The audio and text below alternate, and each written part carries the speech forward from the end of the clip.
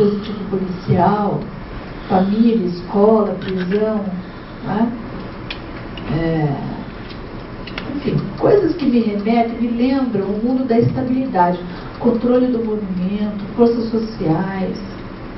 E aí, de repente, eu leio assim, multidão de passantes. Lembrei de Espaço Crítico, em que é analisado uma vida em fluxo, né? Eu fiquei pensando assim, de que modo...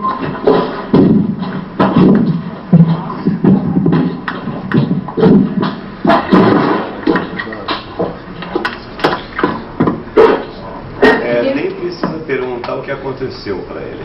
Fiquei pensando de que modo a velocidade e a sua forma como aceleração da vida social, de que modo ela nos faz assim, questionar sobre a vigência dessas categorias tão estáveis, né? Se elas podem conviver juntas no mesmo texto, se isso não seria incoerente. Bom, ficou meio picotado, mas eu acho que eu entendi a sua pergunta até lendo e o que você disse antes com o que você disse agora. Pensando assim rapidamente em cima do que você falou, de alguma forma, isso eu estou, né, lógico, partindo dos estudos, principalmente Vigiar e Punir, e o que o Foucault tentou descrever, assim como Deleuze e os outros que o seguiram, né? Mas eu penso que essas categorias todas, prisão e tal, quando Foucault utilizou isso, ele justamente estava... todos esses espaços de confinamento são espaços criados para conter esse fluxo migratório que tomava conta de um período específico da história da Europa, né? E elas foram técnicas de intervenção, de contenção desse fluxo em espaços de confinamento determinados, seja ele a família, a fábrica, o exército e, por fim, o Estado de uma maneira geral. Mas, de maneira nenhuma, é o que acontece hoje em dia, justamente para... Eu levantei isso porque, justamente hoje em dia, há uma pulverização desses espaços, uma fluidez entre esses espaços. E agora, a única coisa que eu não acho é que eles desapareceram, né? Eles foram ressignificados dentro nessa passagem entre uma sociedade disciplinar fordista e uma sociedade de controle pós-fordista neoliberal. Esses espaços, eles apresentam outras funções e tentam dar conta de outros problemas, eu acredito, né? Eles estão, de alguma forma, em segundo plano. E é justamente para pensar a questão da velocidade dentro das técnicas que o neoliberalismo cria, que eu pretendo avançar a análise partindo justamente da constatação de que a força que produz o movimento hoje é muito diferente da força que produzia o movimento ali no início da modernidade. E eu acho que quando você coloca a pergunta quem são os proletários hoje em dia, eu me baseio muito no conceito de multidão que o Antônio Negri trabalha bastante, e os seus seguidores, entre aspas, mas os seus leitores, os seus estudiosos utilizam, que ele tenta justamente requalificar a questão do proletariado fordista do pensamento marxista para tentar pensar como é que se organiza essa força produtiva, como é que se dá a organização do trabalho no mundo pós-fordista contemporâneo. E eu acho que a partir dessa reorganização do trabalho, ou seja, da força produtiva, da multidão, hoje em dia, é que determina as mudanças das tecnologias de governo, essa mutação da época do Fordismo para a época vigente hoje em dia. Por isso que o controle, antigamente se pensava em classificar o espaço mais do que controlar o tempo. É um pouco nessa transição que eu pretendo escrever o artigo, assim, para tentar analisar essa passagem. Eu não sei se eu respondi dentro do que você perguntou, mas sim, acho que era isso. Eu acho que sim, Ok, uma coisa, eu quero aproveitar, eu estava até conversando com o Cláudio antes dessa segunda sessão, né? Queria aproveitar a ocasião que eu lendo os trabalhos, eu fiquei me perguntando, e falo isso inclusive para mim mesma, ouvir e pensar a respeito do meu trabalho, como a velocidade, eu fiquei com uma sensação de que ela precisa ter um espaço mais desenvolvido, ou, entre aspas, mais natural, nesses estudos que nós estamos discutindo. Me pareceu, isso mais em alguns textos e menos em outros, né? Me pareceu que essa categoria, a velocidade, que nós trazíamos como, a gente pode dizer, um objeto de estudo, né?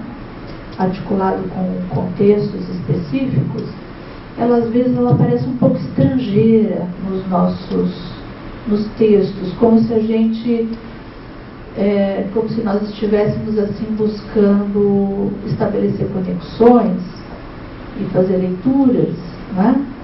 Pela perspectiva da velocidade, tendo em conta cenários que a gente já vem estudando antes de a velocidade aparecer como um compromisso de estudo. Isso talvez a gente tenha uma visão mais clara a respeito disso no final dos trabalhos na sexta-feira, né, no final do dia. E nós temos uma última sessão na sexta-feira à noite. Eu imagino que seria o lugar de a gente talvez olhar para isso, né? Assim, ter um distanciamento, olhar para isso e ver o que aconteceu com essa categoria, né, nesse primeiro movimento que nós fizemos. Bom, isso estou dizendo só para deixar registrado e não perder a oportunidade. Obrigada, então, André. Então, só para complementar em cima do que você acabou de dizer agora, que eu concordo, é que justamente eu tentei organizar ou pensar a velocidade da própria forma como o Virilio coloca, como uma questão de produção de movimento, mas que não seja determinada exclusivamente por uma aceleração constante, linear, por uma aceleração perpétua, quase, né, chegando ao ritmo da luz. Então, o que eu acho que eu queria deixar pensar, porque eu achei um nível de descrição muito rico que o Virilio traz, pelo menos no Velocidade Política, que eu li muito, a minha leitura ainda é muito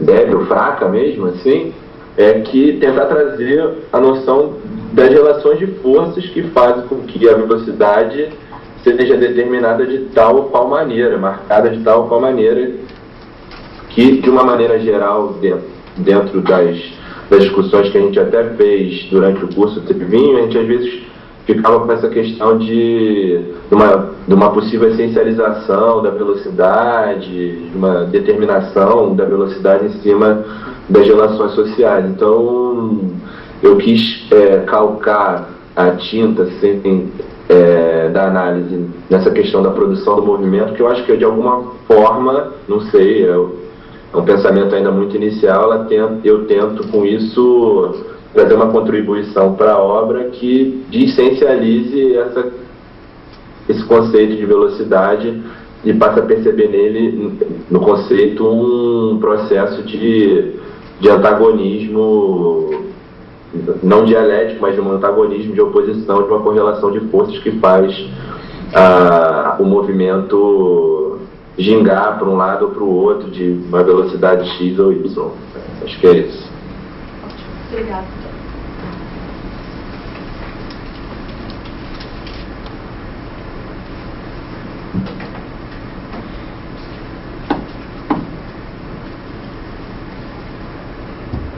Mais alguma pergunta? Senão manda para ele. Livinho ou Cíntia? Sim, é isso.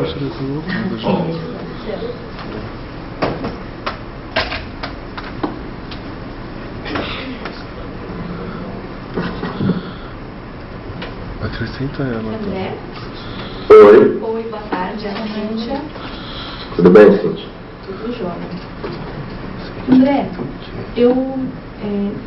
talvez eu não tenha exatamente uma pergunta, eu gostaria de comentar aquilo que eu entendi da tua proposta e talvez daí saia a minha pergunta.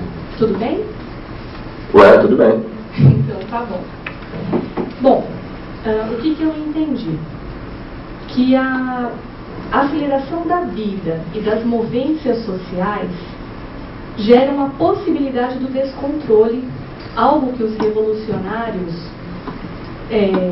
da era moderna temiam em absoluto, e razão pela qual eles passam a buscar moldar formas de governo e de controle dessa velocidade.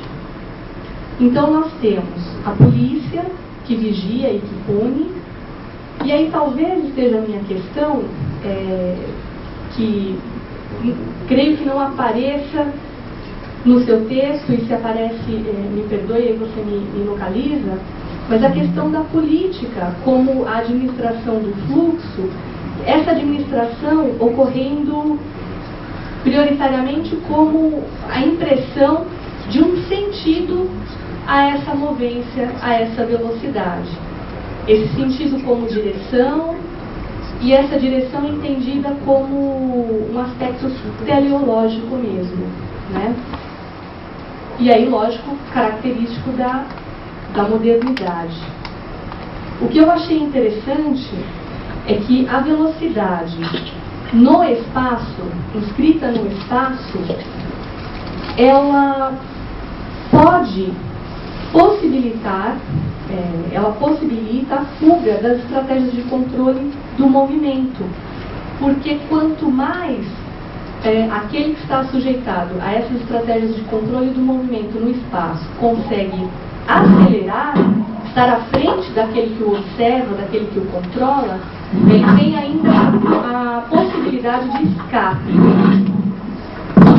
Daí, talvez essa seja a grande proposta do seu texto. Tudo bem? Está me ouvindo? Estou ouvindo sim. A velocidade, quando ela passa a inscrever-se no tempo, agora, na era pós-cordista, né, na pós-modernidade, tem-se a retomada do controle do movimento com a indexação do espaço. E eu não sei se você vai falar, por exemplo, de geolocalização mais para frente, como uma possibilidade de exemplificação do que você está tratando. Gosto muito quando você diz que a colonização do tempo é uma estratégia de controle na contemporaneidade, né, porque tornar a colonização do tempo algo desejável vai fazer com que todos estejam numa esfera em que o controle é novamente possível, mais amplo. E você, talvez sob novas denominações, vai trazer a categoria da polícia e da política, talvez essa política agora como transpolítica, para analisar, né, e aí, lógico, é a grande promessa do seu texto. É isso? Eu compreendi alguma coisa de forma equivocada?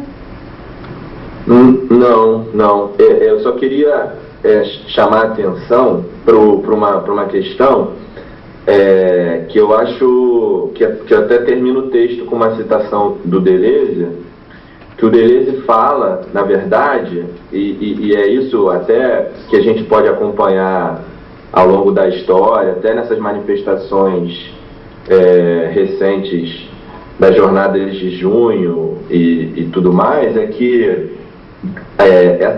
essas fugas o que alimentam o próprio sistema de controle da produção de movimento, ou seja, é sempre uma produto desse enfrentamento social, dessas movências em constante fluxo, que disparam a criação, mesmo que subjetiva ainda, de possibilidades de criação de novos espaços, de novas temporalidades e de novas espacialidades. Então, a política institucional, ou o sistema de governo neoliberal, principalmente, ele tenta sempre extrair dessas movimentações, dessas movências, ou seja, dessas novas cadências que surgem, extrair a mais-valia que fará a retroalimentação do próprio sistema, mas não são eles que organizam nada, né? Eles apenas... Por isso o controle do tempo é primordial, porque através do controle do tempo eles conseguem escrever as coordenadas que irão ditar para onde o movimento vai ou não, mas eu acho que é aí que reside o paradoxo do sistema neoliberal, entendeu? E a possibilidade de subvertê-lo em algum sentido, mas é apenas uma hipótese. Eu não sei se isso irá acontecer ou não, mas os movimentos mais recentes, eles estão colocando um ruído nessa impressão de que se tinha que estava, como diz o pessoal aqui do Rio de Janeiro, tudo dominado. Não sei se eu respondi a sua questão, que não foi bem uma questão, mas se a gente conversou falando da mesma coisa, mas acho que foi o que eu entendi do seu comentário. Por último, e na verdade na sequência do que você acabou de dizer, o título é O Governo das Velocidades, e o texto vai falar muito sobre as estratégias de controle. Então me parece que toda a possibilidade de descontrole, ela é absorvida ou repensada, enfrentada para geração de novas formas de controle.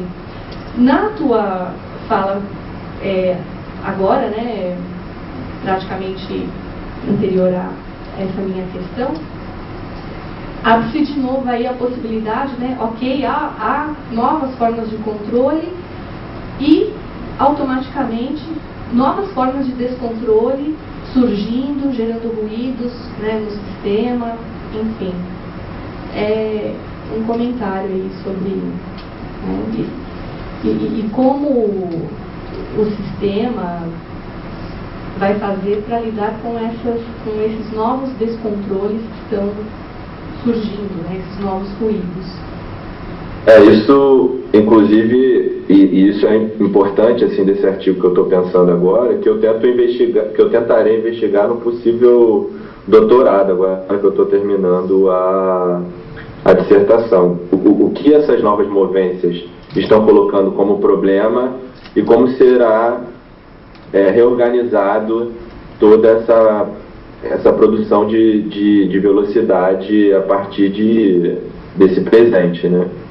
Mas está tudo ainda um pouco obscuro, assim, preciso pensar melhor, e a contribuição de vocês vai me ajudar nesse sentido. Bom, muito obrigada, André. Obrigado a vocês, Cintia.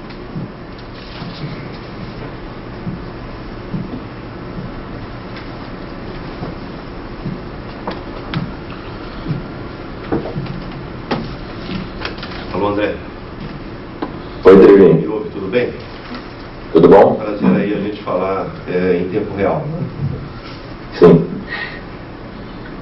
Então, achei o teu texto em diálogo com o texto da Luísa, que já ouvimos preliminarmente antes do colóquio, marcado por um aspecto de criticidade, né? Você então leva a preocupação com a velocidade para o âmbito dos movimentos sociais e num contexto de eventual captura, de eventual contorno desses movimentos em relação aos instrumentos de poder, de polícia, que são mobilizados para domesticá-los no interior do status quo e assim por diante. Eu creio que você pegou o mote da obra, que é o de sempre verificarmos, em cada capítulo em desenvolvimento, qual o papel, qual o lugar, qual a função, qual o status, qual o estatuto, chamemos-lo como for, da velocidade na temática, não é? Que cada qual está abordando. E o seu recorte é bastante claro. Bem, é bastante claro, não no texto, mas na apresentação, na resposta que você deu a Ângela e a Cíntia.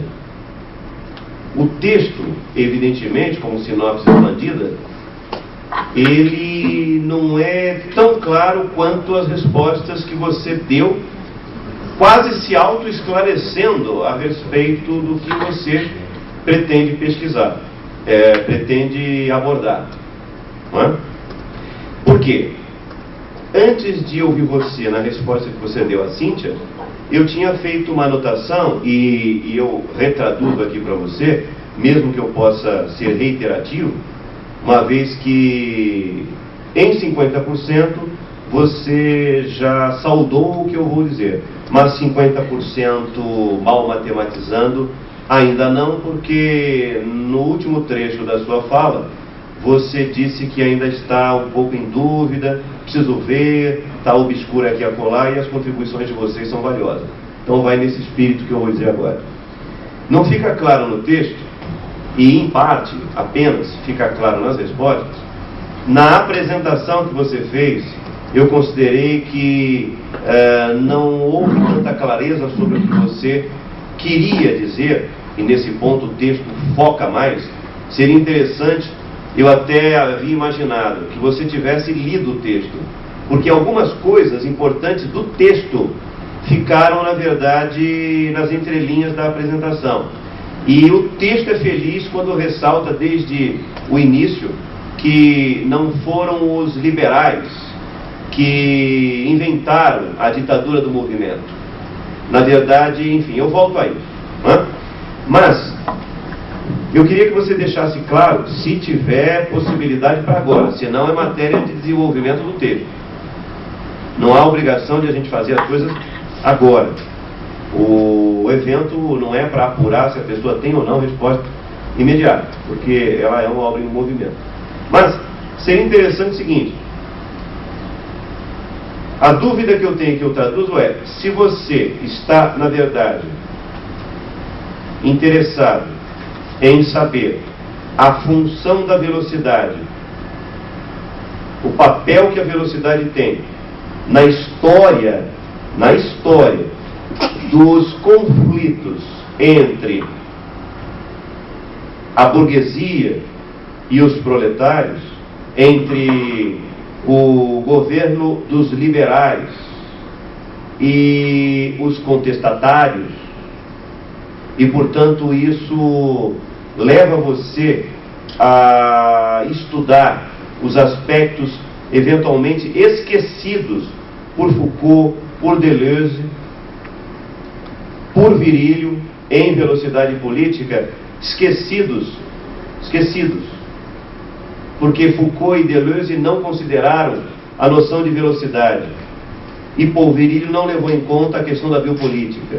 Então, eventualmente esquecidos aí, nessa migração autoral, e você então quer resgatar a função da velocidade um pouco nesse passado até o presente, mas o foco não é tanto o presente, é tentar verificar aí em torno desses autores, sob a ótica agora da velocidade, sob esse prisma, o que eventualmente se pode dizer mais, mas ainda assim ficando na esteira de Foucault, Deleuze, Virno, Agamben, Zizek, Negri, etc. e Virilio.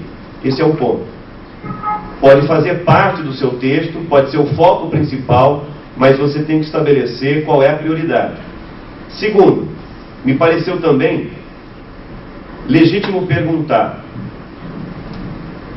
se não é isso que você quer, me parece que as respostas dadas a Cíntia e a Ângela foram nesse sentido, e então me esclareceu, mas ainda assim pergunto, se você quer priorizar o status da velocidade no contexto contemporâneo, não na história dos conflitos, mas no contexto contemporâneo dos conflitos entre império e multidão, entre o modo como o governo liberal, ou, melhor dizendo, neoliberal, utiliza a velocidade para poder conflituar, já volto a isso, com os contestatários, com as revoltas, com os levantes, com os movimentos que têm um aspecto proto-revolucionários, e nesse caso, a consideração que vai mais próximo do presente, dos dias atuais, é o de verificar a velocidade como instrumento de poder, como tal, de controle social, e você então toca na polícia, então, como controle de polícia, e evidentemente de guerra.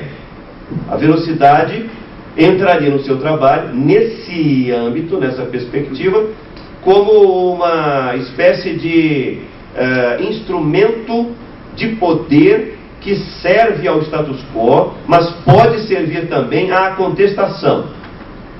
Obviamente, essa segunda perspectiva, não aquela da história dos conflitos, mas essa de focar o que acontece no contemporâneo, e você deu pistas por aí, essa segunda perspectiva, ela, obviamente, é a mais interessante.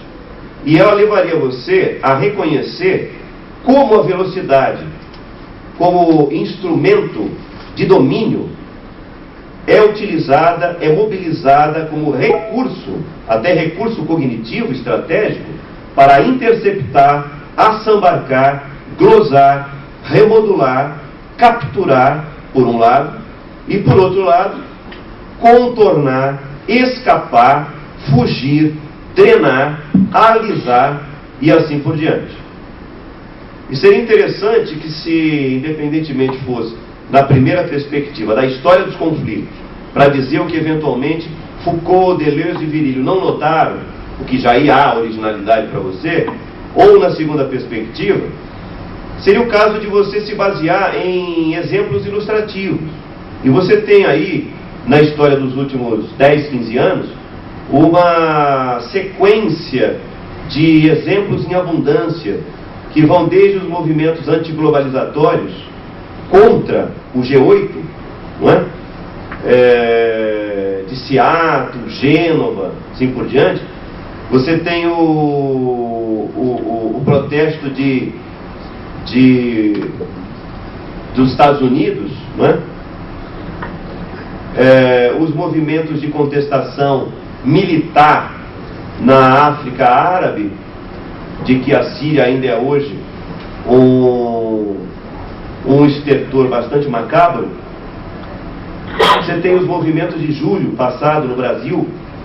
Eventualmente aí você tem condições de diagnosticar como a velocidade ela é disputada como um recurso estratégico, como um recurso cognitivo para bater o inimigo, para poder superá-lo, para estar do lado dele de modo simulacional. Enfim, é mais rápido quem, na verdade, atira o primeiro gatilho, e nem sempre o gatilho é prático, ele é logístico, estratégico, para enredar o inimigo, e, evidentemente, segundo Paul Virilio, na questão da utilização da velocidade, ganha a batalha quem é mais rápido, quem é mais lento morre. Então eu coloco essas preocupações minhas, esse comentário, chamando para aquilo que você já no teu texto testemunha como sendo a preocupação de origem, e que é bem essa da obra. Quer dizer, qual é o lugar da velocidade na sua temática? Não é? Como é que você lê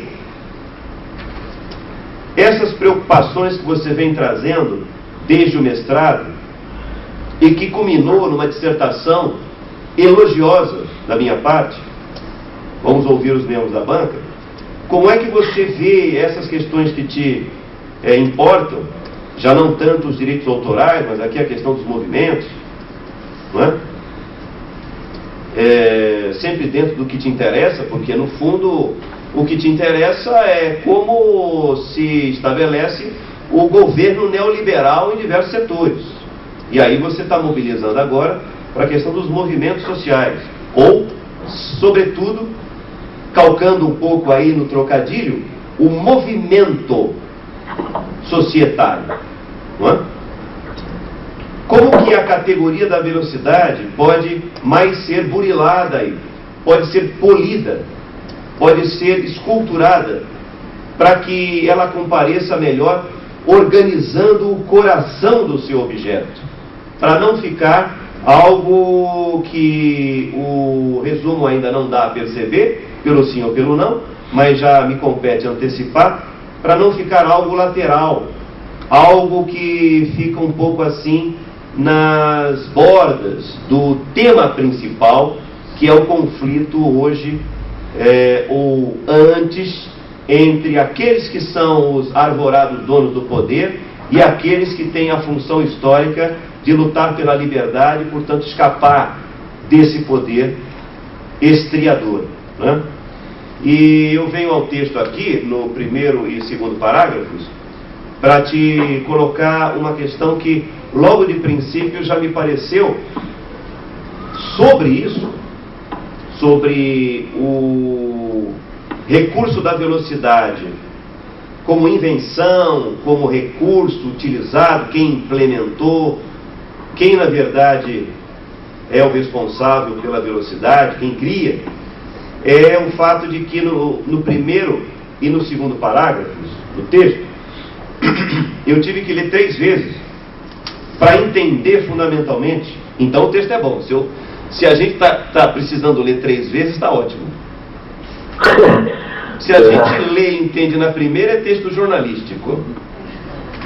Então, mas aí caiu a ficha no sentido frugal da palavra, mas eu quero crer que li 3 vezes para constatar que de fato existe algo não claro, mas que você pode deixar claro a partir, não de um repensar a temática, mas de um ajuste no texto.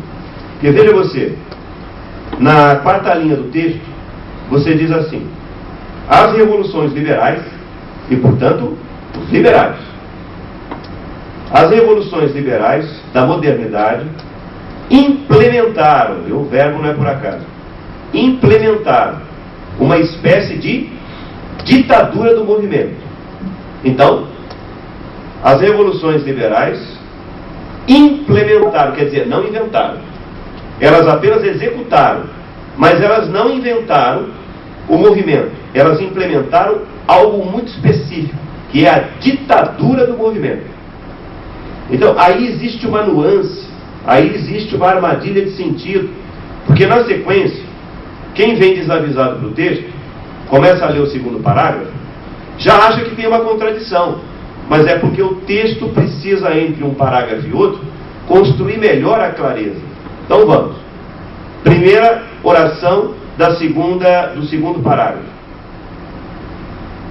Quase como se fosse um contradito ao que você disse antes. Então, as revoluções liberais da modernidade implementaram, positivo, uma espécie de ditadura do movimento. A gente já fica pensando, então as revoluções liberais é que são as responsáveis pela velocidade, pela movimentação, pela aceleração. E qual não é a nossa surpresa?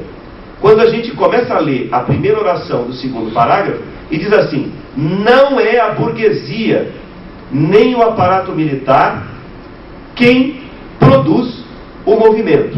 Aí a gente diz: bom, mas como?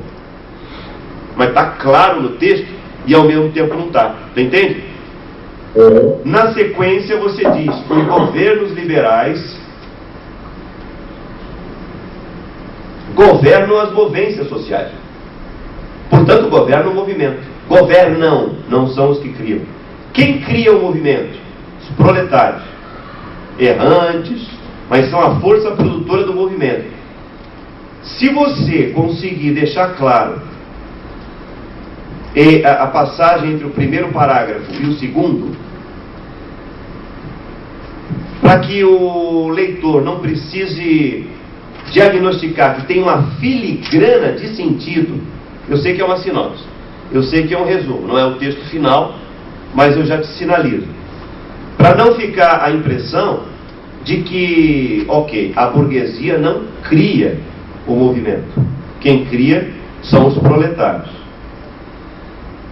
A burguesia, com as suas revoluções modernas, o que elas podem é implementar tão somente não o movimento, mas a ditadura do movimento. Como? Como? Bloqueando a produção dos proletários ou deixando que os proletários circulem com facilidade e ritmo, que é também uma forma de controle. Entende o que eu quero dizer? Existe aqui uma relação de filigrana entre o primeiro parágrafo e o segundo, que seria interessante que você deixasse com palavras explícitas, não é? É inteligível, mas já te adianto. E eu faço uma indagação final para você, porque se você diz que a burguesia, já nem digo o aparato militar, é polvilho quem o diz, mas a burguesia não produz o movimento, como se, não somente no seu texto, mas ela não produz aceleração, ela não produz velocidade. Precisa saber qual é o movimento que se trata. Porque a pergunta que eu vou te fazer é, tá bom, a burguesia não produz o movimento. O movimento é patrimônio social histórico de quem pretende escapar do poder da burguesia e, portanto, dos proletários. Ok, no caso dos movimentos sociais. Se eu ampliar a ideia de movimento, eu vou ficar com a impressão de que a burguesia, e teríamos que então convencer Marx no túmulo, porque foi exatamente o que ele disse o contrário, a burguesia, teríamos que então depreender que a burguesia não cria as condições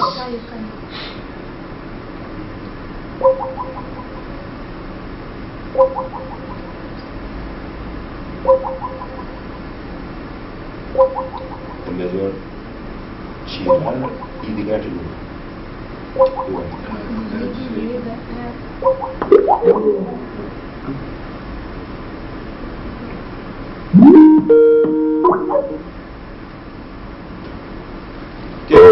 Tudo certo?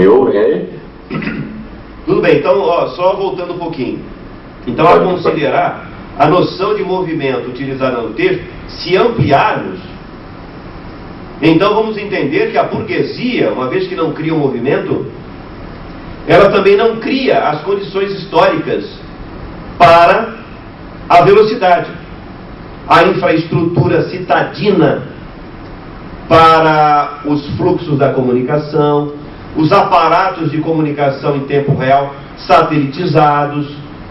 Então teríamos que admitir que a classe burguesa, os dominantes, os donos dos meios de produção, chamemos-lo como for, então eles não fizeram nada que diz respeito àquilo que Marx um dia disse deles, dos burgueses, que eram revolucionários, mudaram a face da terra, expandiram o capital, produziram o maior desenvolvimento das forças produtivas até então nunca visto, e força produtiva é hoje comunicação, tempo real, velocidade da luz, porque isso agora está embrenhado na indústria, no comércio, no desenvolvimento expansivo da mais-valia e assim por diante.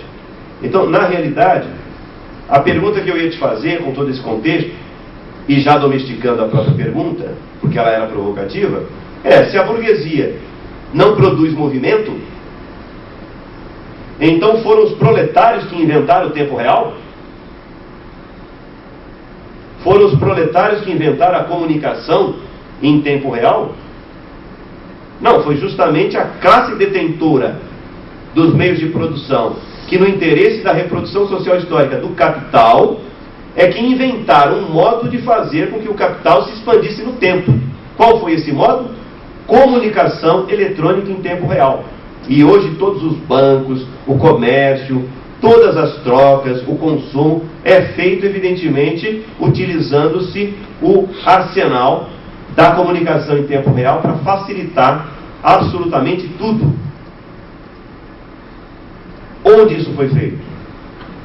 No capitalismo moderno, depois da Revolução Liberal Burguesa, do final do século XVIII, 200 anos, portanto, de desenvolvimento capitalístico e liberal das forças produtivas, que hoje barganham, a partir do século XX, a comunicação como produtora de mais-valia.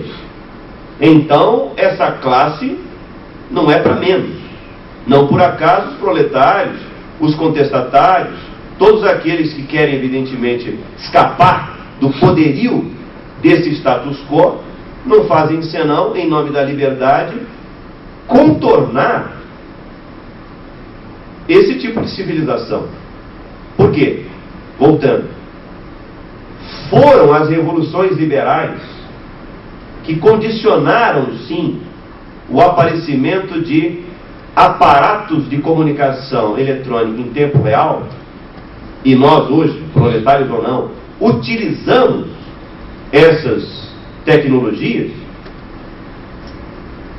produtoras da velocidade, da aceleração, do movimento dos fluxos, não somente de corpos, e assim por diante.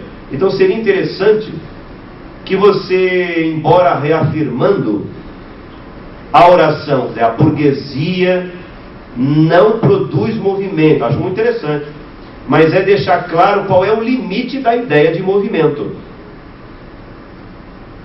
Porque senão a gente fica achando que os burgueses, os governos liberais, a burguesia, a classe dominante, os detentores dos meios de produção, enfim, chamemos-lo do que for, eles não estão implicados na produção de condições de aceleração que hoje, inclusive, nos agachapa o espírito. E dentro dessa avalanche veloz em que se tornou, em que se converteu a nossa vida, até os próprios burgueses se colocam como vítimas, morrendo de infartos, tendo ler, tendo toque, patologias obsessivas, sem eles saberem mais como dar conta das taxas velozes de acumulação de riqueza. Veja você, a China cresceu há pouco tempo atrás 9% ao ano. Hoje decresceu. O Brasil está em torno de 1 a 2%, se não cai mais. Os Estados Unidos quase entrou em recessão, porque retroagiu na taxa de crescimento. Então, se na verdade um país acelera muito e cresce muito, dá crise internacional. Se na verdade os Estados Unidos cresce menos, uma vez que hoje a economia é interligada, então também provoca avalanche em bolsas de valores, crise de empregabilidade em todos os países com os Estados Unidos tem intercâmbio econômico. Então, nem os próprios burgueses, e agora chamando entre aspas, que antes eu estava falando os termos históricos, nem os próprios burgueses hoje sabem para onde vai a história, a economia, a sociedade. São eles os promotores de um modelo de sociedade, mas são eles também vítimas do próprio processo que hoje se transformou monstruoso, que eles mesmos construíram. Quer dizer, eles não governam mais aquilo que eles criaram. Por isso que Sfeiz vem com a metáfora de Frankenstein. Frankenstein no campo da cultura é a comunicação, mas Frankenstein no campo da economia é a globalização. Bem, eram essas as minhas preocupações para passar a você, para você desenvolver o teu texto. Então eu fico na audição. Nossa, bom, Trivin, você falou de coisas que conceitualmente dariam palestras e palestras para a gente ficar conversando a respeito. Assim, eu fiz algumas anotações aqui, pontuando algumas coisas para que eu pudesse lembrar e refletir sobre elas no próprio tato com o texto que se seguirá a essa nossa conversa, mas eu acho que, assim, tentando contrastar, determinar um ponto bem específico que você falou a respeito do que, né, a burguesia, que na sua provocação em relação ao papel da burguesia nesse processo. Vocês me ouvem, não? Estão me escutando? Sim, bem. Sim. É por isso que na minha fala, e eu não coloquei isso no texto, até porque eu não quis me alongar muito na sinopse para discussão, é que a tecnologia, antes de se materializar, ela é sobretudo social. E linkando também com o que o Foucault sempre deixou claro para ele, que a resistência é sempre um a priori na relação de poder, ela vem sempre antes. E o que eu acho nesse sentido, e isso falando nas minhas leituras dessa bibliografia, eu não li Marx para me colocar, para poder falar qualquer levianidade sobre a obra dele, seria uma ousadia, mas eu acho que isso deixa claro que, ou melhor, dá destaque ao papel das forças produtivas, ou seja, da multidão no processo de desenvolvimento político, histórico e econômico. Na realidade, é sempre uma desestabilização, um descontrole dessa relação de forças no bojo do próprio processo de movimentação das forças sociais, que fazem com que quem detém o poder tente se reorganizar e construir as máquinas que irão controlar esse descontrole precipitado antes, né? Tanto é que o neoliberalismo começa, isso fazendo pensando aqui agora, tanto é que o neoliberalismo como pensamento começa a surgir ali um pouco antes da Segunda Guerra Mundial, e ele só consegue ser efetivado mesmo como arte de governar dominante após as grandes movimentações dos jovens da década de 60 e 70, que propicia as condições para que o neoliberalismo e a cibernética colocassem as suas máquinas de poder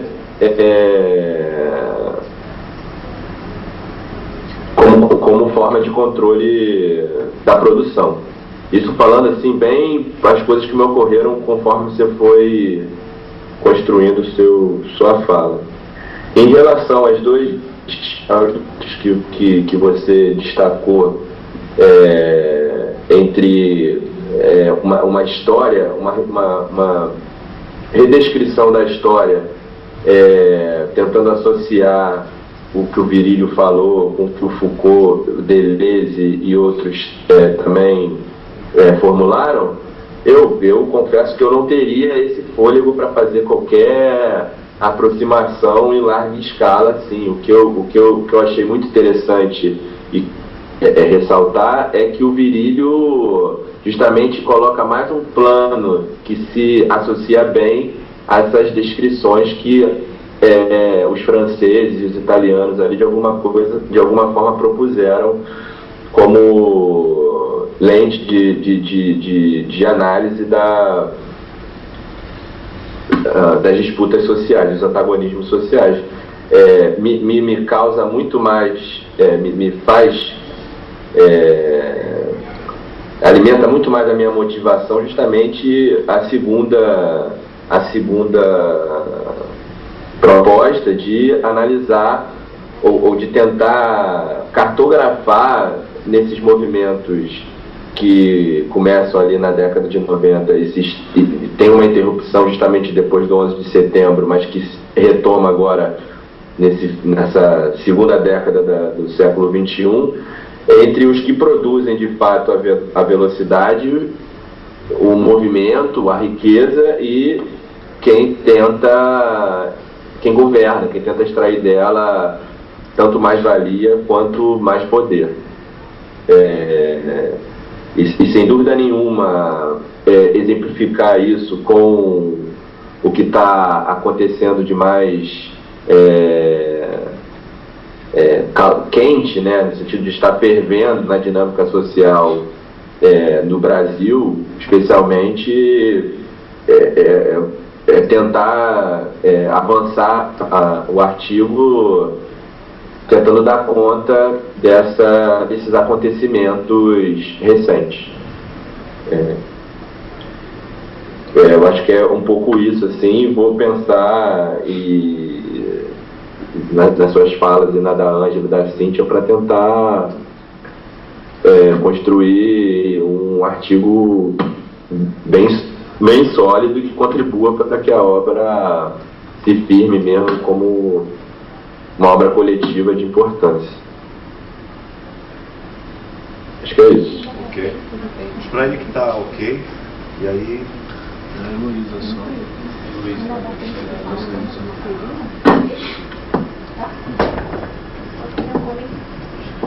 Ah, sim. Oi, André, Michele, tudo bem? Oi, Michele. Eu vou só fazer um comentário, na verdade, até pedindo desculpa, porque estou bem afastada do grupo, estou tomando conhecimento dos trabalhos agora nesse movimento de retomada, mas pelo que eu li, pelo que eu vi das outras colocações dos colegas, eu queria só fazer um comentário. Na minha dissertação de mestrado, eu trabalhei com redes locais, que é justamente esses movimentos sociais estabelecidos que se apropriam da comunicação em rede para se colocar na cena pública e para atuar em rede, né? Desculpa te interromper, mas eu até li sua dissertação. Legal. Tem tempo, mas eu li um pedaço dela. Então tem a ver com até alguma questão que o professor Trevinho colocou sobre a sua questão da definição de movimento, né?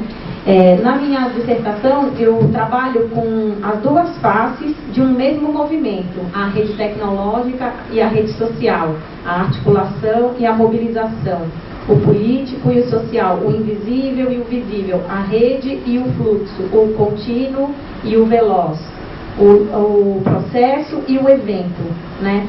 E aí eu queria saber de você se você acha pertinente essa questão de que tem condição de velocidade quem também desfruta de uma condição de processo, no sentido de que tem condição de atuar na cena pública e de atuar enquanto movimento, apenas uma estrutura que tem por trás também um processo, no sentido de que a definição de movimento eu acho que você tem que dar, mas o oposto a esse movimento não seria estar parado, mas estar preparando o movimento em condição de refluxo. E nesse sentido, as formas de controle, elas também se dariam tanto nas ruas quanto nas redes, né? Se você está atento a isso no seu trabalho. É isso. E parabéns. Olha, vou pensar sobre essa articulação que eu acho que ainda é pouco mensurável, e eu pretendo estudar isso, inclusive, no doutorado, mas é outro assunto, dessa articulação que ficou muito clara agora entre rede e rua, no sentido de que quando o conflito estava claro mesmo, conflito em que bombas rolavam e pessoas se defendiam com pedras e corriam, o interessante nisso tudo é que, ao mesmo tempo, pelas transmissões que estavam sendo feitas em tempo real, o papel que as redes, o efeito que a rede tinha em organizar a própria resistência na rua, tanto de apontar direções, desvios para quem estava lá filmando, como até no próprio episódio conseguiram identificar a Globo, que estava meio que mascarada de mídia ninja nesse último 7 de setembro.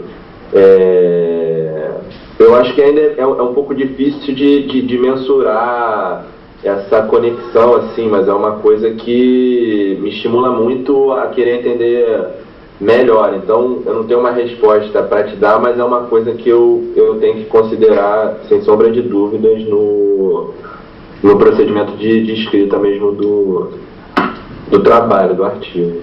Obrigado pelas suas palavras. Eu vou pensar nessa questão da definição do movimento, como é que eu posso deixar ela mais nítida, mais clara. Obrigado. André, Oi. obrigada por sua participação. Vamos passar agora para Luísa. A Heloísa está... Elô? Ela já vai chamar agora. Chama ela no Skype. A gente tem contato dela já? Tem, já está adicionado já. Pode ir que vai. Vou fechar aqui. Melhor. Adicionar ela conversa. Inseri-la pelo Skype. Ela conversa. Adicionar pessoas. Aí. E a Heloísa lá. Ela sabe que é pra ela ir pro Skype? Ela aqui precisa. Tá, ele tá falando. Ah, bonequinho. Meu Deus. Prova tarde, Heloísa.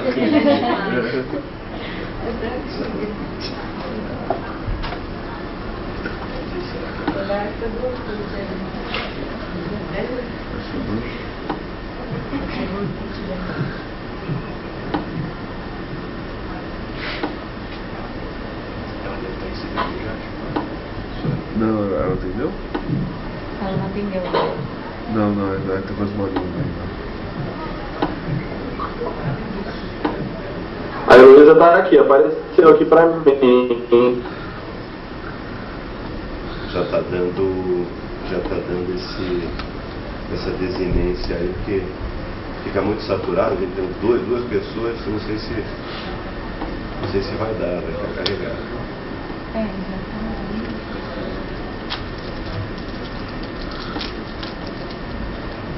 Eu acho que Ela quer perguntar ou ela perguntou para a Michele? Porque... ela ia perguntar pro André. Ah, é? Pra mandar Ela mensagem. entrou lá. Não. Enquanto isso...